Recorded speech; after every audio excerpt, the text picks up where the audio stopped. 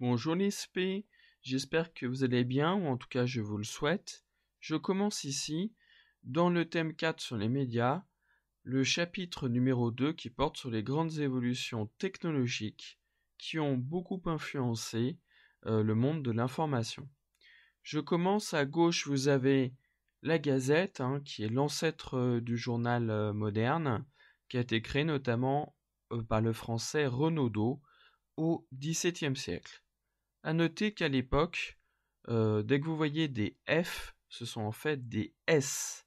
Donc là, on vous dit le roi de Perse, avec donc 15 000 chevaux et 50 000 hommes de pied, à siège d'île à 2 journées de la ville de Babylone. C'est typique de l'époque moderne, entre 1500 et 1800.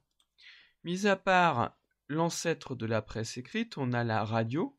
Vous avez ici un poste plutôt moderne, vu qu'il date de 1947 et qu'il est plus petit que les postes qu'on peut trouver pendant la Seconde Guerre mondiale, vu que ces derniers sont plus volumineux. Vous avez également une télé des années 1960. Notez la tenue de la fille qui est typique de la mode de cette période. Notez également que les premières télés sont en noir et blanc, elles ne sont pas en couleur.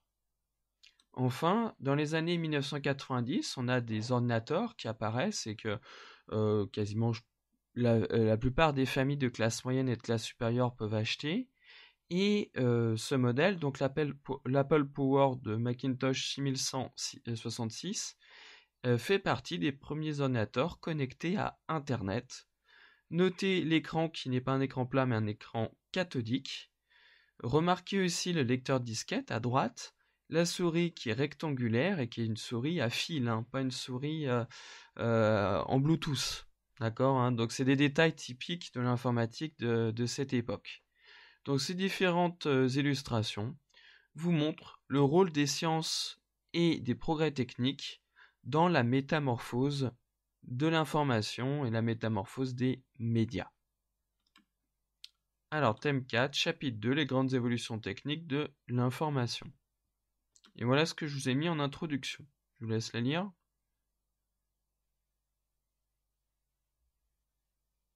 Voilà, donc il y a cette idée que l'information a vraiment un visage différent selon l'époque qui est prise en compte, parce que le niveau technique n'est pas le même, et si c'est une information de la presse écrite, de la radio ou une vidéo, notre perception de cette information, l'interprétation qu'on va en faire, elle va être totalement différente.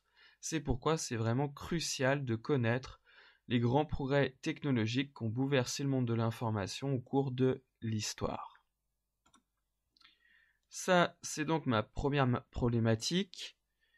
Première problématique parce que vous savez qu'on n'aime pas bien les questions avec le mot « comment » parce que souvent ça fait des problématiques descriptives.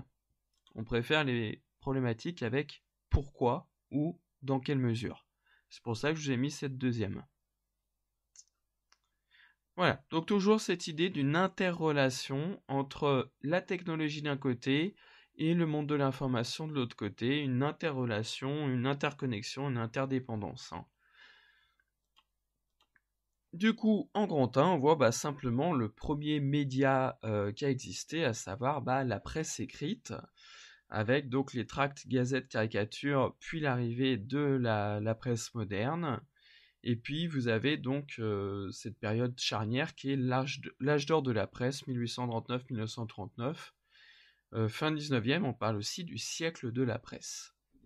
Alors vous allez découvrir tout ça par vous-même à travers une fiche d'étude de cas. Donc je vais vous demander de réaliser une synthèse, donc en taille c'est 15 lignes minimum, mais vous pouvez dépasser ce quota très facilement. Je vous conseille, vu que souvent vous avez du mal à organiser vos idées, lisez bien chaque document en prenant des petites notes au brouillon à côté, pour avoir un aperçu général.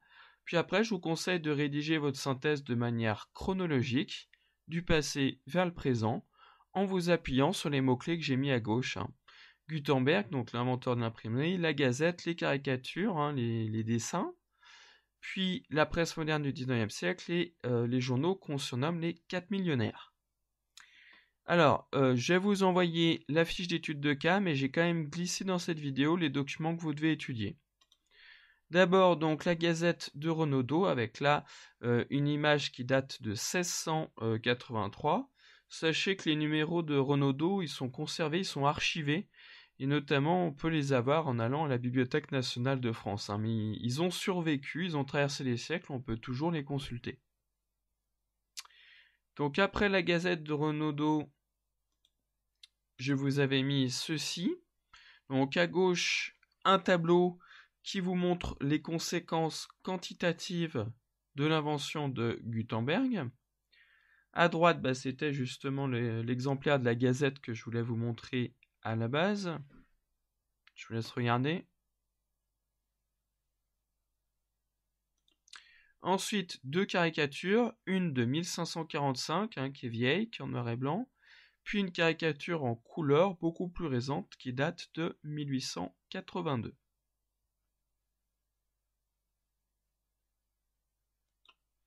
Enfin, trois documents sur cette presse moderne du 19e.